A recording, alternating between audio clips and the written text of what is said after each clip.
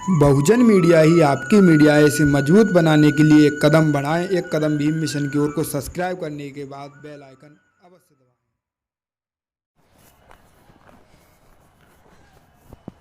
नमो बुद्धाय। जय भीम जी। साथियों, लाइव आने का कुछ विशेष मकसद था।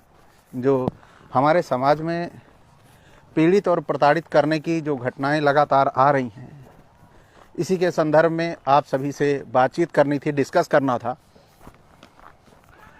तो मैं चाहूँगा कि आप सभी जुड़ें और इस विषय पर चर्चा की जाए कि हमारे समाज के लोगों को जो प्रताड़ित किया जा रहा है और उन्हें हर तरह से प्रताड़ना दी जा रही है, चाहे किसी लेवल का व्यक्ति हो, प्रशासन एनकाउंटर करने की धमकी दे रहा है।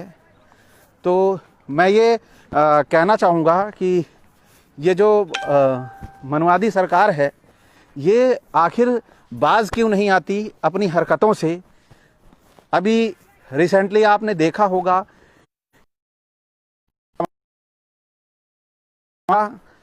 जो बहुजन मिशनरी गायक भी है और बड़े ही ऐसी परिस्थितियों से है, वो अभी उम्र भी उसकी ज़्यादा नहीं है, लेकिन उसने एक गाना गाया जिसमें गाने में था कि मिस्टर मोदी देश विक्रेता हैं।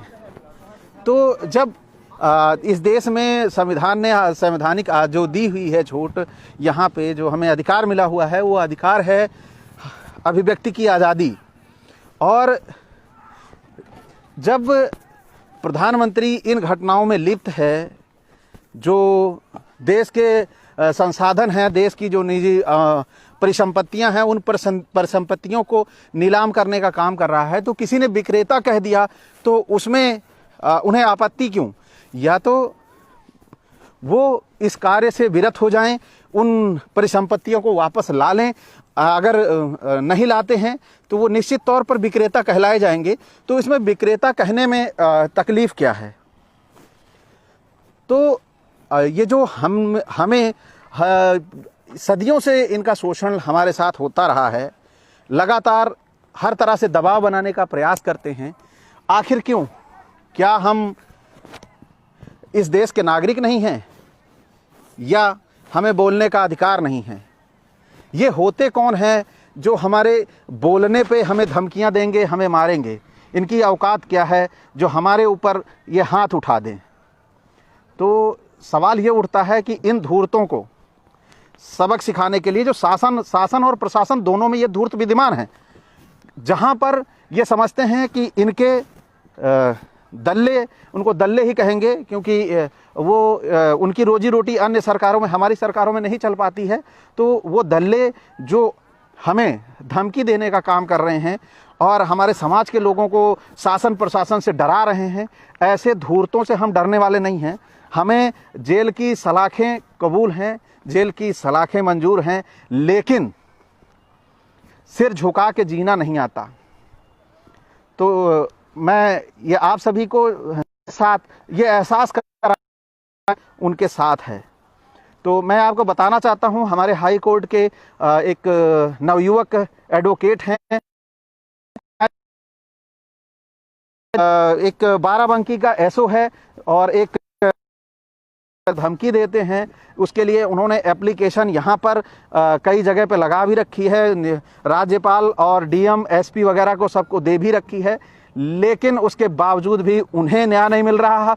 जो न्याय दूसरे को दिलाने का पूरी तरह से आधिकारिक रूप से अधिवक्ता है, उसे न्याय नहीं मिल रहा। इस देश में कैसी विडंबना है, कैसा शासन है, और कैसे बोल देते हैं कि ये योगी है। योगी तो किसी भी तरह से, पूरी तरह से, उसे तो न जातिवादी होना चाहिए जो इनकी ग्रंथों में इनके लिखा गया है। इनके ग्रंथों में या तो गलत लिखा है या फिर ये गलत करते हैं, या इनकी गलत नीति है। हाथी के दांत खाने के और दिखाने के और इनके हैं। तो साथियों, मैं चाहूँगा कि आप सभी ऐसे लोगों के लिए तन्मयता के साथ एकजुट हों, ओबीसी, एससी, एसटी। और जब तक हम एकजुट नहीं होंगे, ये धूर्त हमें अपनी ताकत के बल पे, अपने पैसे के बल पे हमें डराने का काम करते रहेंगे। लेकिन हम डरें भी तो क्यों? डरने का सवाल होता है ना, डरे क्यों? क्या हमने चोरी की है, क्या हमने गलती की है, या हमने अपराध किया है, या मर्डर किया है? अगर मेरी गलती के बिना मुझे सज़ा मिलती है, मुझे वो कबूल है, मैं उस सज़ा से नहीं डरता क्योंकि मैंने गलती नहीं की है। तो मैं आपकी नज़रों में नहीं गिरना चाहता, समाज की नज़रों में मत गिरिए, वो अपराध ना करिए। बाकी शासन प्रशासन अगर प्रताड़ित करता है तो ऐसे धूर्तों को सबक सिखाया जा सकता है। आप आगे आइए, मैं आप सभी के साथ हर उस प्रताड़ना या शोषण में आपके साथ खड़ा हूं जहां पे आपके साथ ऐसी दिक्कतें हो रही हैं। तो साथियों, मैं आप सभी को नमो बुद्धाय जय भीम करना चाहूँगा क्योंकि आप सभी काफ़ी संख्या में रिप्लाई कर दिए हैं और अभिवादन कर दिए हैं। तो मैं आप सभी को एक साथ जय भीम नमो बुद्धाय। तो साथियों, मैं ये चाहता हूँ कि जो हमारे समाज के लोग प्रताड़ित किए जाते हैं, वो प्रताड़ित किए जाते हैं हमारे नकारेपन की वजह से। वो हमारा नकारापन क्या है? हमने अपने लिए एक निश्चित सुरक्षा के लिए, एक समझने के लिए हमने एक पार्टी का साथ दिया, एक पार्टी को हमने चुन लिया। ये पार्टी हमारा साथ देगी, ये पार्टी हमें संवैधानिक अधिकारों से और हमारे ऊपर हो रही प्रताड़ना से हमें बचाएगी। लेकिन हमारी वो पार्टियां क्या कर रही हैं, इसका मूल्यांकन हम नहीं करते, या समय समय पर हम उन्हें इस बात का आभास नहीं कराते कि उनका निर्माण हमारे द्वारा हुआ है, वो हमारे लिए बनी है, ना कि वो उनके खुद की सुरक्षा के लिए या अपने पैसों की सुरक्षा के लिए। वो अपनी जिम्मेदारियों से बराबर हटती जाती हैं। तो वो अपनी जिम्मेदारियों से हटती हैं और उसका खामियाजा भुगतना पड़ता है हमें। किस रूप में भुगतना पड़ता है? वो इस रूप में कि हमें वही व्यक्ति प्रताड़ित करता है जिसकी सुरक्षा के लिए, जिससे सुरक्षा के लिए हमने उस पार्टी का साथ दिया। तो राजनैतिक पार्टियां अपने चंद छोटे छोटे लाभों की वजह से हमें सड़क पे किनारे छोड़ देती हैं, जबकि वो हमारे ही दम पर उनका वजूद टिका है, हमारे ही दम पर उन्होंने पार्टी खड़ी की है। तो ये सवाल अब उठता है कि वो हम लोगों के लिए ये सबसे ज़्यादा सवाल ये उठता है कि हम कैसे अपना उन पार्टियों को अपना वजूद दर्शाएं या बताएं। तो जी भैया, आप तो बड़े भक्तों के पापा जी, बहुत बढ़िया, आपने तो नाम ही बड़ा अच्छा सेलेक्ट किया है। आपकी बात भी बड़ी अच्छी है। जो निर्दोष होता है सज़ा उसी को मिलती है। ये तो अपने भारत के जो सिस्टम है निर्दोष को सज़ा मिलने का, तो ये अपने भारत का सिस्टम बन चुका है और उस सिस्टम बनाया भी हम ही आप लोगों ने है। हमने पहले जो हमारे साथ कंधे से कंधा मिला के खड़ा था, उस हमारे न्याय के लिए आवाज़ उठाई थी। तो जब उसने हमारे न्याय के लिए आवाज़ उठाई तो हमने उसका पूरा साथ दिया और हमने उसे खड़ा किया। और उस खड़े होने के बाद जब वो निश्चित एक अच्छे ओहदे पे पहुंच गया, एक अच्छे सम्मानजनक पद पे पहुंच गया, तो उसे लगने लगा कि मैं घर से निकलूंगा तो पसीना बहेगा। पहले आपके साथ कंधे से कंधा लगा के पसीना उसने बहाया, लेकिन आज वो पसीना नहीं बहा रहा है। क्यों? क्योंकि वो उसकी लाइफ निश्चिंत है, सिक्योर है, उसको हर तरह से कायदे से चलने के लिए बताने वाले साथी मिल गए हैं कि आप ऐसे चलो तो आप सुरक्षित रहोगे। लेकिन समाज सुरक्षित कैसे रहेगा, इसके लिए कौन आगे आएगा, कौन काम करेगा? क्योंकि आप ही ने पहले दिलासा देके उस समाज को ये निश्चिंतता दर्शाई थी कि आप हमारे साथ आओ, हम आपके साथ सुरक्षित आपको रखेंगे। तो वो सुरक्षित रखने के लिए आज आप देख रहे होंगे कि सब ये कहते हैं 85% बोलते हैं, ओबीसी 52% है। ओबीसी पे काम करने वाले लीडर का किसी एक नाम बता दीजिए जिसने ओबीसी को एक करने का काम किया हो। मैं तैयार हूं उसके साथ कंधे से कंधा मिला के चलने को। किसी एक लीडर का नाम उत्तर प्रदेश में बता दीजिए कि जिसने ओबीसी पे काम किया हो, ओबीसी को एकजुट करने को, उन्हें जागरूक करने के लिए काम किया हो। कोई नहीं है। आज हम देखते हैं जागरूकता के नाम पे ऐसी समाज में पढ़े लिखे लोगों के बीच में जागरूकता बहुत तेजी से आई है, लेकिन क्या एक जाति विशेष की तरक्की करने से पूरे समाज की तरक्की हो जाएगी? कभी नहीं होगी। तो उस तरक्की के लिए जिम्मेदार हमारे राजनैतिक लीडर हैं।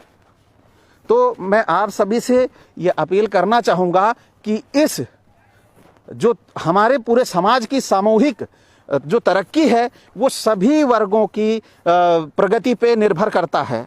तो जब सभी वर्गों की प्रगति नहीं होगी तो हम कैसे एक अच्छे राष्ट्र का निर्माण कर पाएंगे? और जब हम अच्छे राष्ट्र का निर्माण नहीं कर पाएंगे तो निश्चित तौर पर हमें तरह तरह के इन दकियानूसी नेताओं से हमारा पाला पड़ता रहेगा। तो मैं चाहूँगा कि आप सभी बड़ी शिद्दत के साथ अपनी जिम्मेदारियों का वहन करें, अपने आसपास के लोगों को जागरूक करें, क्योंकि जब आपके आसपास जागरूक लोग नहीं होंगे तो आप भी जागरूक नहीं माने जाएंगे, क्योंकि वहाँ पे जो जागरूकता आई रहेगी वो जागरूकता केवल आपके लेवल पे किसी काम की नहीं। आज हमारे समाज के अधिकतर लोग, मैं देखता हूँ एक जाति विशेष वर्ग है जो बड़ी तेज़ी के साथ समाज में जागरूकता का कार्य कर रहा है, लेकिन इस जागरूकता में उनका पार्टिसिपेशन केवल उतना है कि वो अपनी जातियों को जागरूक कर ले रहे हैं, लेकिन बाकी के जो हमारे वर्ग में उस कैटेगरी में शामिल हैं वो जागरूक नहीं होंगे, वो एकजुट नहीं होंगे, तो कहाँ से हम सफलता हासिल कर लेंगे? जितने भी अभी तक तरक्की के लिए, सामाजिक तरक्की के लिए सभी ने अपनी अपनी जातियों के संगठन बना लिए, और जातियों को संगठन बनाने के बाद वो लगे हुए हैं राजनैतिक लाभ लेने के लिए कि मेरी जातियों का इतना बड़ा समूह है और मैं इतने जातियों का लीडर हूँ, नेतृत्व कर रहा हूँ। तो उन जातियों के लिए उन्होंने ये कर लिया कि अपना एक ओहदा बना लिया, अपनी एक क्षमता बना ली कि मैं इतने के साथ उस मंत्री पद पे या किसी अच्छे पद पे समायोजित हो गए, लेकिन उस जाति का क्या भला हुआ? आज तक मैंने नहीं देखा किसी लीडर ने अपने जाति समूह का विशेष रूप से भला किया हो। कुछ ही लीडर ऐसे हैं जिन्होंने किया, लेकिन क्या उससे समाज में बदलाव या व्यवस्था परिवर्तन हुआ? नहीं हुआ। तो आ जाता है, थोड़ा डिस्टरबेंस हो जाती है, क्योंकि फ़ोन से वो फ्लो ख़त्म हो जाता है कि मैं किस मुद्दे पे बात कर रहा था। मुद्दा था हमारा कि हमारे समाज के लोगों को, जो जिम्मेदार लोग हैं, जो समाज में क्रांति लाने का काम कर रहे हैं, समाज में जागरूकता का काम कर रहे हैं, उनको प्रताड़ित किया जा रहा है, कहीं फ़ोन करके, कहीं उनके स्टूडियो को जला के, या उन्हें प्रशासनिक तौर पर पीड़ित किया जा रहा है, प्रताड़ित किया जा रहा है। तो इस आवाज़ में मैं समाज के उन लोगों के साथ सदैव खड़ा हूं और हर परिस्थितियों में उनके साथ हूं। भले ही इसके लिए मुझे आवश्यकता होती है कि टिट फॉर टैट का जवाब देने के लिए, तो मैं उसके लिए भी तैयार हूं, क्योंकि मैं नहीं समझता कि हाथ पे हाथ धरने से ही हमारे समाज का भला हो सकता है। और नेता हमारे लिए कभी कोई लड़ने नहीं आएगा, निश्चित है। ये अपने दिमाग और जेहन में बैठा लीजिए। नेता के पास सारी सुविधाएं हैं, अब उसे डर है जेल का, अब उसे डर है कि उसकी छवि धूमिल हो जाएगी। वो एक बड़े ओहदे पे बैठा था और जाके जनता के बीच में लड़ाई कर रहा है, वो डर चुका है, भयग्रस्त है, और उस भय से वो कभी बाहर नहीं निकलेगा। और आप अपनी लड़ाई खुद लड़ते लड़ते उसी का साथ देते रहेंगे। तो ऐसे लीडर का साथ भी देना, एक बार उसे, मैं भी उसके साथ हूँ जो समाज के साथ आके खड़ा हुआ था, और हमेशा रहूँगा। मैं नेतृत्व की, मुझे नहीं लालसा है कि मैं नेतृत्व करूं, लेकिन इतना जरूर है कि अगर हमारे समाज का नेतृत्व किया है तो दिल से और शिद्दत से करिए, और हमारे समाज की उन्नति के लिए कंधे से कंधा मिला के चलिए। यही मेरी उन नेताओं से अपेक्षा है। समाज आज पीड़ित और प्रताड़ित हो रहा है, चाहे वो हाथरस की घटना हो या विशाल गाजीपुर के जो बहुजन मिशनरी गायक हैं उनको। किसी भी एक लीडर ने उस का बालक पे इतने 10-15 लोगों ने हमले किए, लेकिन किसी एक लीडर ने स्पीच नहीं दी कि अच्छा नहीं होगा यदि तुम सुधरे नहीं तो। किसी एक लीडर ने नहीं बोला। ये कौन बोलने आएगा? उन महिलाओं तक आवाज़ कैसे पहुंचेगी? क्या सामाजिक राजनैतिक पार्टियां वोट के लिए ही हैं या वोट के लिए ही काम करेंगे कि पार्टी के भक्त ना बन के उनकी आंख खोलने का भी काम करें, उनको ये बताने का भी काम करें कि हमारा अपना वजूद है, हमारे समाज का वजूद है और हमारे वजूद की वजह से ही आपका वजूद टिका है। आज कार्य ऐसे हुए थे जिनकी वजह से हम पीछे गए। वो पीछे जाने का कारण भी यही रहा है कि कहीं ना कहीं समाज का हमने साथ नहीं दिया, तो समाज के लोगों ने हम पर विश्वास नहीं किया। तो जब समाज के लोग हम पर विश्वास नहीं करेंगे तो हम वापस सत्ता में कैसे आएंगे? हम केवल ये कह दें कि नहीं जनता दोषी है, हमारे ओबीसी वर्ग ने साथ नहीं दिया, दूसरा कह रहा है हमारा एससी ने नहीं साथ दिया। कैसे साथ देगा? आपने कभी भी ओबीसी एससी पे काम किया है? किसी एक लीडर का नाम आप लोग बताइए, मैं आप लोगों को जो कहेंगे वो मानने को तैयार हूँ। सभी साथी लाइन पे हैं, बताइए मुझे किस लीडर ने ओबीसी पे पर्टिकुलर काम किया है या किस लीडर ने एससी पे पर्टिकुलर काम किया है। साथियों, मैं आप सभी से 2-4 मिनट इस तरह रूबरू होऊंगा कि आप कुछ नाम बता सकते हैं ऐसे लीडर का।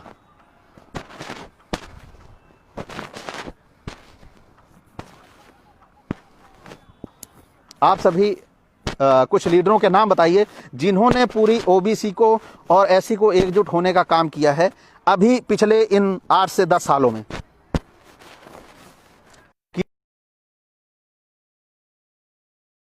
आप सभी से सवाल है, किसी ने किया हो तो आप मुझे बताएं। हमें अलग करने का काम किया है। मैं कई लोगों के नाम बता सकता हूं कि हमें अलग करने का काम किया है और हमें फूट डालने का काम किया है। कई लीडर ऐसे हैं जिन्होंने किया है। तो मैं चाहूँगा कि आप सभी जागरूक हों, है ना?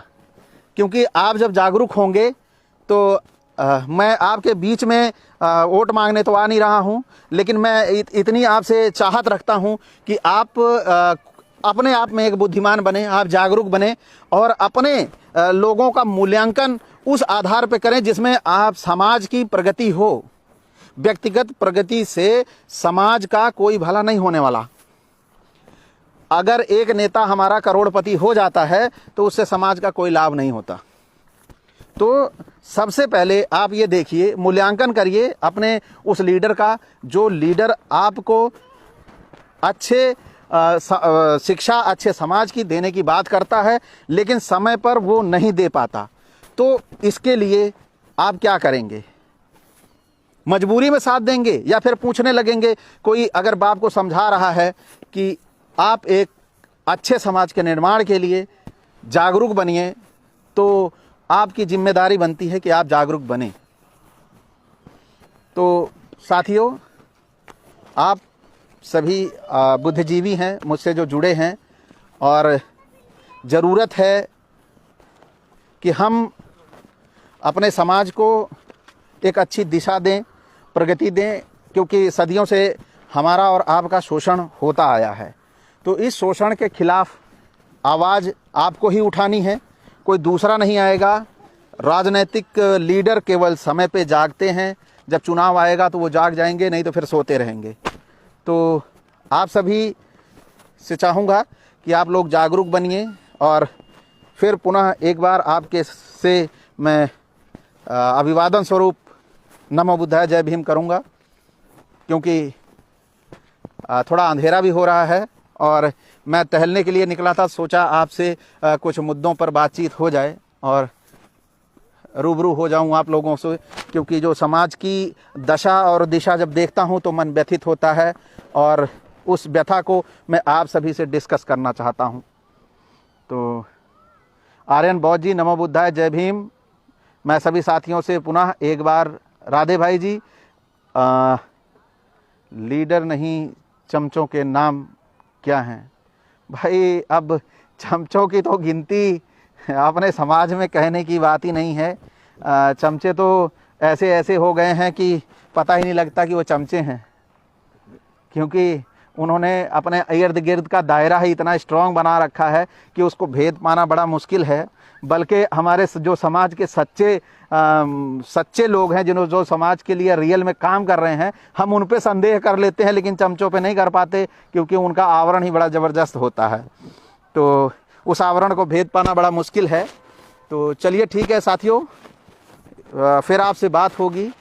आप सभी ने बड़ी शिद्दत के साथ मुझे इतनी देर सुना, क्योंकि सुनना भी बड़ी एक कला है। और मैं आप सभी का पुनः अभिवादन करूंगा। नमो बुद्धाय, जय भीम जी।